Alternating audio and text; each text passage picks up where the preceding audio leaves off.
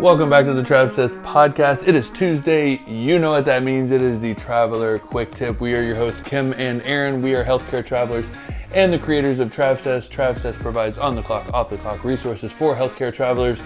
One on the clock being this podcast. Two on the clock being our awesome course, Traveler School. The off-the-clock resources are our amazing Travsessed adventure trips, which we are currently in Bali, awaiting the start of our Bali Travsessed 2023 trip. And without further ado, we have an awesome Traveler Quick Tip topic for you that we're going to jump right into now. Let's go!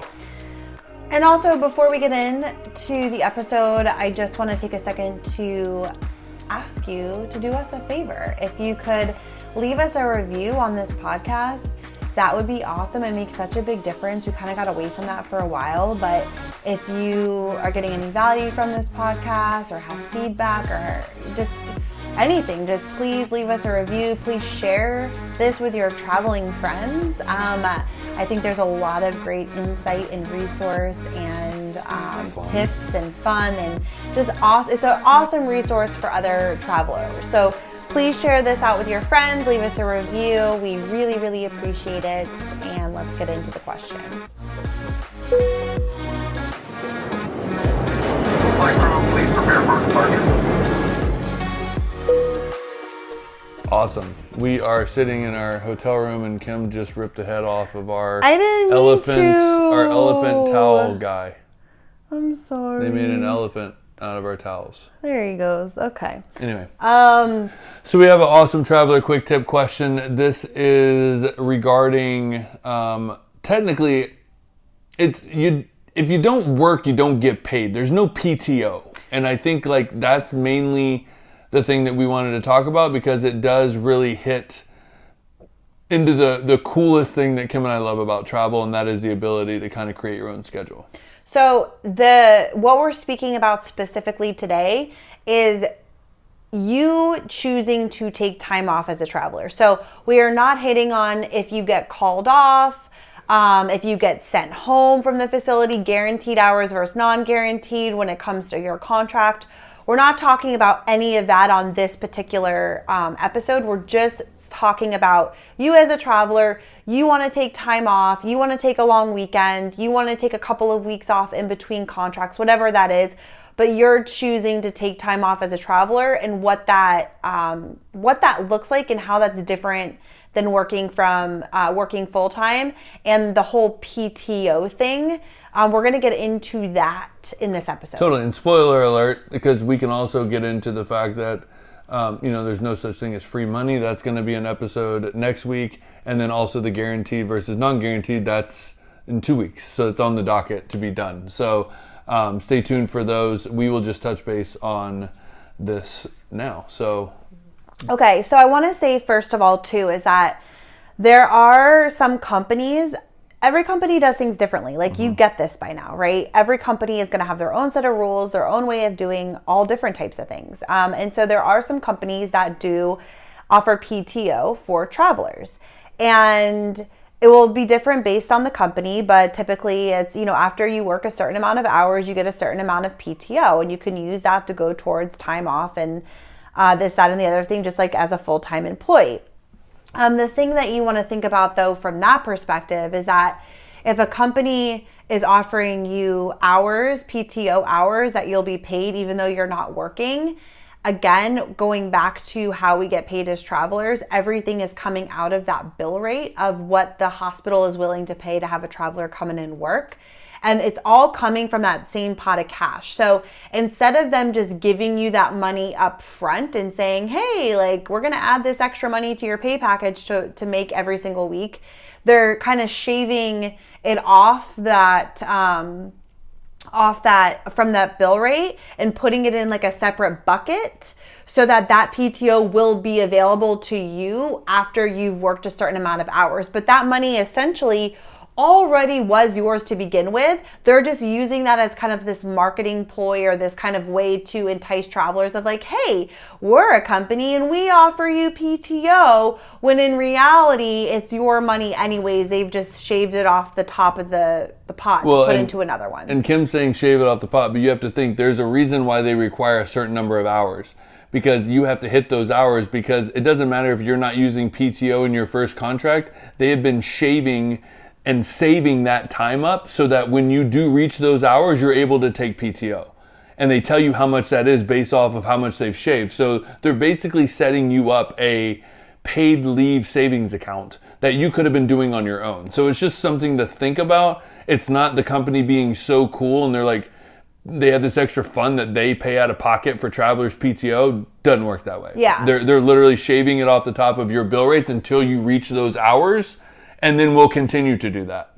And either way is totally fine. I think it's just understanding how that works, right? And so that you can make the decision and just kind of know that that's what's going on.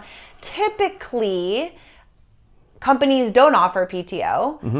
And when you choose to take off as a traveler, you just do not get paid, right? Because thinking about how we get paid, the company is getting billed every hour that you work, right? The hospital is getting billed. Oh yeah, I'm sorry. The hospital is getting billed for every hour that you work, right? So the company is only profiting off of every hour that you work.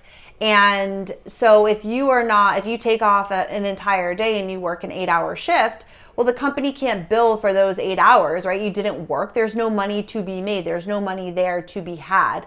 So therefore, you do not get paid as the traveler. You can take off, but you're just not going to get you're not going to get paid for it. Well, I think that's a really good point, because it does help people understand that. And I think a lot of people do not know that. A lot of travelers don't know that the company is saying, like, when they present you your bill rate, this isn't like the hospital has given the company that money. They're literally going into an agreement. And the agreement is, if your traveler works for us at this hospital, these many weeks, this many hours, we will pay you this. And so what that usually is the companies are fronting that money in hopes that they get it back from the hospital. So they're billing hours worked. It's not like they have the money already in a pot. So if you don't work, you don't get paid because the company doesn't get paid, and they're not just going to give you magic money out of their account. Like, it's just not going to work that way. So understanding that, it's really cool. Also, number two, like, this could be helpful for seasoned travelers if you've never heard this, but I mean, I think this is geared towards people that also don't really are trying to get into the travel world, because that is something that people ask all the time. It's like, what about if I just take off, and like, what if I take off 2 months? Like, you just have to know that you have to save your money for that. That is the benefit that Kim and I love the most, is that we have the freedom to create our own schedules and take off as much time as we want in between contracts.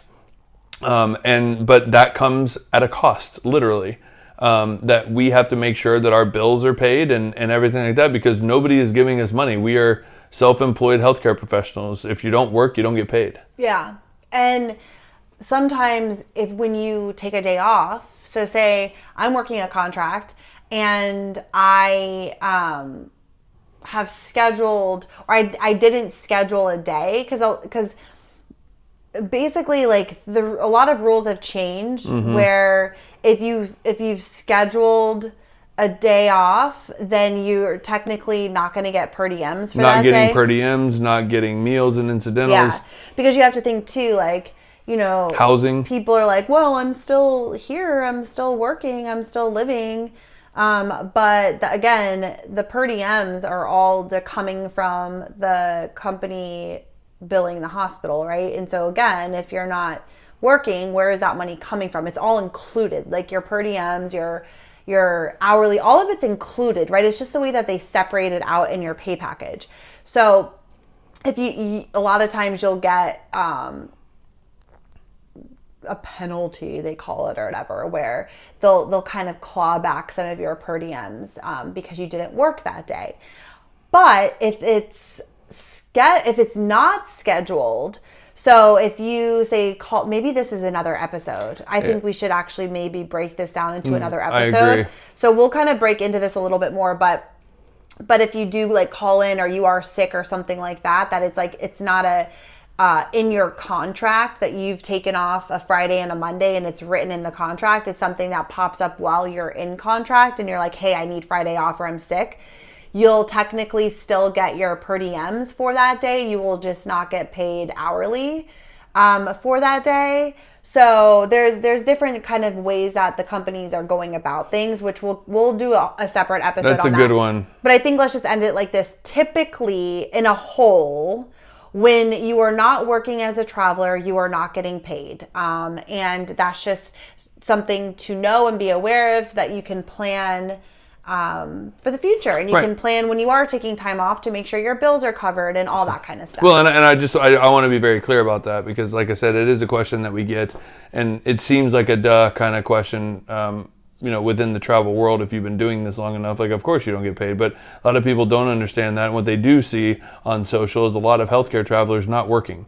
And they're like, well, how is that possible? And, there's just the understanding that if that's the life that you set up, it's completely achievable. Kim and I are literally testaments to that. But you just got to manage your money and know that when you don't work, you don't get paid. And so when that money runs out, it's time to call your recruiter and get another contract. Perfect. Done? Yeah. Cool. I think we can do another episode on that too, of just more about taking longer time off. I think this was more about like in a contract. Agreed. Like when you are working in a contract and you're choosing to take days off, what that actually looks like. Done and done. See you next week, peeps. Bye.